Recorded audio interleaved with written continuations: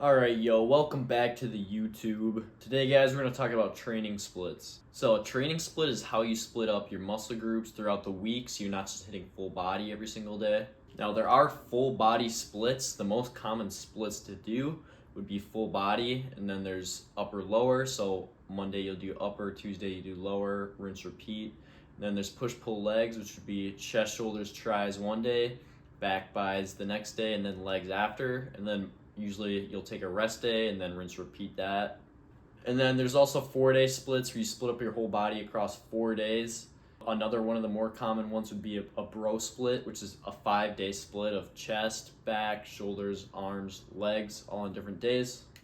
And when it comes to choosing a split or creating your own split, I really don't think it matters too much, but you do want to keep a few key things in mind.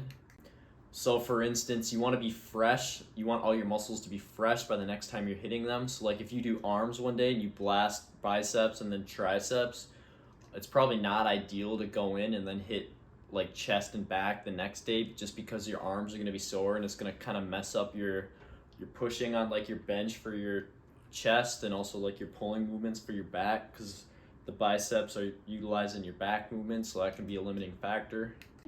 So in the current day and age, the science says it's more ideal to hit a muscle twice a week than it is to just hit it once a week doing like the bro split.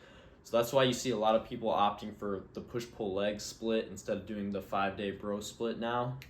But guys, if you find a particular split more fun than another split, even if it's not completely optimal hitting muscles 2 times a week, if you're enjoying it and you're going to the gym more consistently with whatever split you enjoy, then that's the most important thing when you're choosing a split.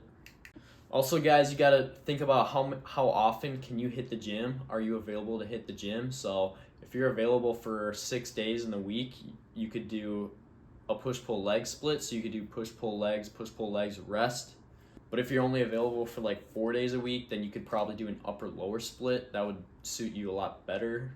But in terms of what gives you the most bang for your buck, I would say the push-pull leg split is the ultimate split. It's the mix between the bro split over here from 5 days and like the upper-lower from 2 days or even like full body splits. So it kind of gives you the best of both worlds in terms of that. And another great thing is it gives you the best recovery for your muscles too because you're doing all your pushing movements on one day. Then you're doing the pulling after, so you're not having any overlap in muscles. You're not having like your triceps being fatigued when you're doing chest or anything like that. So that's why I would kind of recommend the push-pull leg split to intermediate to advanced lifters. I found I make pretty good progress on it. I enjoy doing the bro split the most out of any split, but that's just me. And I know I might be gaining muscle at a slightly slower rate, and it's not completely 100% optimal. But I do really enjoy the bro split just because you get to fully annihilate your muscle and get that full pump. I also find that I get a little bit stronger training a muscle once every 3 days on the push-pull legs compared to like once every 5 days. And then if you take a rest day, it can end up being like a week on the bro split. So I find that hitting the muscles more often will lead to more strength gains and most likely size gains as well. But if you guys want something in between the bro split and the push-pull leg split, you can also do 4-day splits. And how I'd split up a 4-day split was I would do chest tris one day, back bis the next day, and then shoulders, and then legs. So that's another great 4-day split. And then another great 4-day split, one that I actually just ended up finishing.